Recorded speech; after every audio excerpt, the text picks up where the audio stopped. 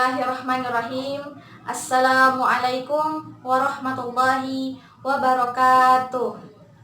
Innal hamdalillah nahmaduhu wa nasta'inuhu wa nastaghfiruhu wa na'udzu billahi min shururi anfusina wa min sayyiati a'malina. May yahdihillahu fala hadiyalah wa may yudlil fala hadiyalah.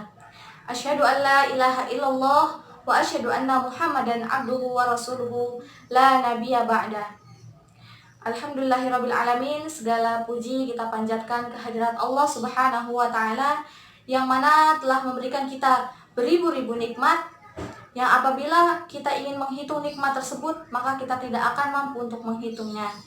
Shalawat serta salam tak lupa kita haturkan kepada junjungan kita yaitu Nabi besar Muhammad sallallahu alaihi wasallam yang telah membimbing kita dari zaman yang kegelapan menuju zaman yang penuh terang benderang. Ya, pada kesempatan kali ini saya akan menyampaikan sebuah pidato yang berjudul Benarkah kita mendidik anak kita dengan cinta? Pidato ini merupakan kesimpulan atau rangkuman dari buku yang saya baca yaitu Parenting Skills karyanya Dr. Andes Ekram dan Muhammad Rida Bashir. Jadi sebelum ke pembahasan yang lebih lanjut, saya ingin menjelaskan terlebih dahulu apa itu ilmu parenting. Nah, ilmu parenting adalah sebuah ilmu yang di dalamnya terdapat tata cara mengasuh anak sesuai dengan Al-Quran dan As-Sunnah. Zaman yang sekarang ini, seharusnya para orang tua haus akan ilmu tersebut. Karena apa? Karena mendidik anak tidaklah mudah. Butuh proses yang sangat panjang, butuh keikhlasan, kesabaran, ketulusan hati, dan ketekunan. Agar apa? Agar para orang tua itu bisa mampu untuk mencapai goals tersebut. Goals atau tujuan yaitu mencetak generasi yang robbani. Berikut saya akan memaparkan 6 tahapan dan 6 langkah dalam proses pendidikan parenting. Yang pertama, proses pencarian jati diri. Umar radhiyallahu an berkata, "Hasibu anfusakum qabla an tuhasabu, wazinuha qabla an tuzanu, wa tazayyanu lil ardil akbari." Hisaplah diri kalian sebelum kalian dihisap. Timbanglah diri kalian sebelum kalian ditimbang. Dan berhiaslah atau beramal solihlah untuk persiapan hari ditampakannya amalan. Hadis riwayat Tirmizi. Nah, proses pencarian jati diri ini juga disebut dengan proses pembentukan karakter. Nah, proses pembentukan karakter ini memiliki 6 langkah, yaitu search, S-E-A-R-C-H. S yaitu untuk search, mencari. Mencari apa sih? Nah, mencari semua perilaku yang ada pada kita dan orang tua kita untuk yang akan nantinya kita terapkan kepada anak kita kelak. Kenapa kita harus membawa-bawa akhlak orang tua kita? Karena secara tidak langsung otak alam bawah sadar kita ini akan merespon suatu tindakan yang sama dengan apa yang kita alami dulu. Jadi seperti contoh misalnya, saya terbiasa dididik dengan cara yang keras atau kasar gitu. Nah, itu nanti karena diulang secara terus-menerus, secara kontinu, nah nanti itu akan berdampak kepada perilaku kita. Nantinya akan berdampak kepada anak kita juga. Jadi seperti itu teman-teman. Kalau misalnya orang tua itu dididik dengan cara yang lemah lembut, nah otomatis pastinya kita akan menanam pendidikan anak kita itu dengan cara yang lemah lembut pula. Nah, seperti itu. Lalu tahapan yang kedua adalah evaluate. Jadi setelah kita mencari semua perilaku orang tua kita dan perilaku kita, lalu kita evaluasi nih, mana sih tindakan-tindakan yang positif, yang sportif dalam ajaran Islam. Nah, terus ketika kita sudah menemukannya, mengevaluasi, memilah dan memilih, lalu langkah ketiga yaitu acknowledge, yaitu mengakui kesalahan yang ada pada kita dan orang tua kita. Karena proses pengakuan adalah proses merupakan langkah awal untuk meningkatkan perilaku orang tua. Jadi kita semakin termotivasi nih. Oh, berarti aku harus berbuat yang lebih baik lagi untuk keluargaku, untuk anakku. Nah, seperti itu teman-teman. Terus yang keempat itu ada R. Itu reinforce, menguatkan. Menguatkan apa? Menguatkan sikap-sikap positif yang ada pada diri kita dan ada pada orang tua kita. Jadi yang dikuatin itu sikap-sikap positifnya aja ya teman-teman. Untuk yang kelima itu ada change atau merubah. Merubah apa sih? Merubah sikap yang tadinya negatif menjadi sikap yang positif. Nah, ini tentunya akan sangat panjang prosesnya teman-teman. Karena merubah sikap negatif ke positif itu memerlukan kesabaran yang ekstra, ikhtiar yang maksimal, terus memerlukan ketekunan hati. Pokoknya itu pastinya akan sangat sulit ya teman-teman. Tapi itu tidak menjadi hal yang mustahil ketika kita melakukannya dengan ikhlas karena Allah. Nah, selanjutnya yang terakhir yaitu hang on. Hang on atau berpegang erat kepada Allah ini merupakan kunci dari segalanya. Karena kalau misalnya kita usaha tanpa berdoa itu adalah sombong, dan berdoa tanpa usaha itu adalah bohong. Setelah 6 langkah tadi dalam proses pendidikan karakter kalian lakukan, maka tahapan yang kedua dalam pendidikan parenting adalah pahami anak Anda. Ketika kita berhadapan dengan anak kita pun harus tahu mengenai seluruh permasalahan yang mereka hadapi. Nah, jika kita ingin mengetahui bagaimana memotivasi mereka untuk melakukan hal-hal yang bermanfaat, maka kita pun harus mengetahui nih bagaimana mekanisme psikologis mereka yang terlibat.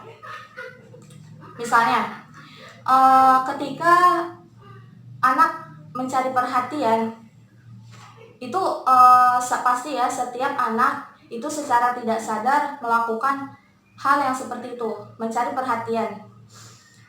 Mereka akan meninggalkan hal-hal yang menurut mereka itu tidak mendapatkan perhatian dari orang tuanya, dan akan melakukan hal-hal yang menurut mereka itu mendapatkan perhatian dari orang tuanya.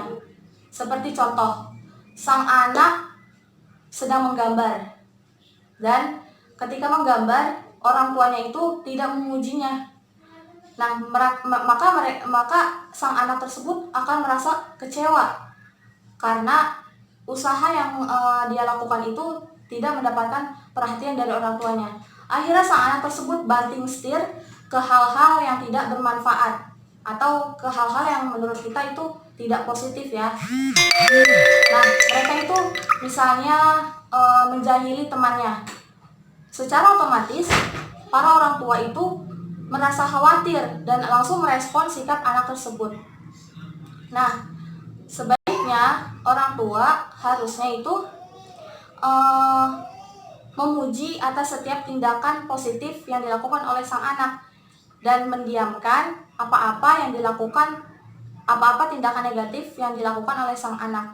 Dengan begini, sang anak akan terus merasa termotivasi untuk melakukan hal-hal yang positif daripada hal-hal yang negatif. Karena hal yang negatif itu tidak dilirik oleh orang tuanya, sehingga dia merasa diabaikan dan merasa bosan dengan sendirinya. Langkah yang ketiga yaitu menghubungkan anak kepada Allah. Jadi para orang tua memang wajib untuk menghubungkan anak kepada Allah melalui pembacaan Al-Quran, melalui sholat, melalui ibadah-ibadah yang lainnya, walaupun umur mereka itu masih kecil atau masih belum balik gitu. Nah, tapi mereka itu seharusnya dibiasakan untuk melakukan hal seperti itu agar ketika dia sudah besar nanti, maka dia tidak akan merasa terbebani oleh kewajibannya. Lalu seharusnya orang tua juga memberikan kesan yang positif pada anak. Para orang tua yang sekarang itu inginnya simpel ya teman-teman. Misalnya ketika anak tersebut tidak ingin sholat, maka dia langsung menakut-nakuti nih, nak, kalau kamu gak sholat, kamu akan masuk neraka gitu. Nah, ini kan anak kecil itu gampang sekali untuk ditakut-takuti ya teman-teman. Nah, harusnya tuh para orang tua memilih diksi yang menggambarkan kalau Allah itu sebenarnya sayang loh sama hambanya gitu. Allah itu sebenarnya cinta banget sama hambanya. Maka pilihlah pilihan kata yang seperti, nak, kalau misalnya kamu sholat, maka Allah akan jauh lebih mencintaimu dibanding kamu tidak sholat. Nah, ini kan memberikan kesan yang mendalam ya di hati para anak, dan tidak merasa takut gitu, takut nanti masuk neraka, takut nanti Allah marah. Jadi kesannya tuh kayak Allah selalu menghukum hambanya, padahal kenyataannya tidak seperti itu. Nah, selain itu juga para orang tua harus mengajarkan tentang sirah nabawiyah dan menekankan bahwa Allah itu menolong orang-orang yang beriman. Langkah yang selanjutnya yaitu aktif mendengarkan. Sangat disayangkan pada zaman yang sekarang ini para orang tua itu sibuk memainkan gadgetnya. Jadi ketika sang anak misalnya pulang sekolah, terus dia punya masalah dan ingin sekali curhat kepada orang tuanya, tetapi orang tuanya malah sibuk tidak memperhatikan sang anak. Nah, ini akan terkesan seperti acuh tak acuh. Nah, kalau misalnya si anak ini sudah merasa terabaikan, maka anak tersebut akan mencari orang lain untuk sebagai dijadikan tempat curhat. Nah, kalau misalnya yang dijadikan tempat curhatnya itu orang yang salah, maka orang tersebut juga akan memberikan solusi yang salah. Nah, sebaiknya para orang tua harus lebih peka, harus lebih mau mendengarkan setiap permasalahan anaknya. Yang kelima adalah ajari mereka rasa hormat. Rasulullah SAW bersabda, "Laisa minna man la yarham shaghirana wa ya'rif syarafa kabirina." Bukanlah termasuk dari golongan kami, yaitu orang yang tidak menyayangi yang lebih muda dan tidak menghormati orang yang lebih tua. Hadis riwayat Tirmidzi. Jadi orang tua itu harus menekankan adab dan akhlak kepada orang yang lebih tua. Dan yang terakhir, tahapan yang keenam, yaitu jangan menyalahkan mereka secara langsung. Nah, ketika sang anak berbuat kesalahan, apalagi di depan teman-temannya, itu jangan langsung hardik anak tersebut di depan teman-temannya, karena harga diri mereka itu merasa langsung direndahkan. Tetapi cobalah untuk tetap tenang dan tidak emosi terlebih dahulu. Dan ketika kita ingin menasehati anak tersebut, maka carilah tempat yang sepi, di mana hanya ada kita dan anak kita saja, dan sampaikan secara tegas, namun tidak keras ya. Sampaikan secara tegas bahwa apa yang dilakukannya itu adalah salah, dan mereka harus menanggung konsekuensinya. Nah, mungkin sekian ilmu yang bisa saya sampaikan. Apabila kalian ingin tahu lagi lebih lanjutnya lagi mengenai ilmu parenting, maka boleh silakan dibeli bukunya. Ini saya bukan endorse ya, tapi ini memang beneran bagus. Ya, billahi taufiq wal hidayah. Wassalamualaikum warahmatullahi wabarakatuh.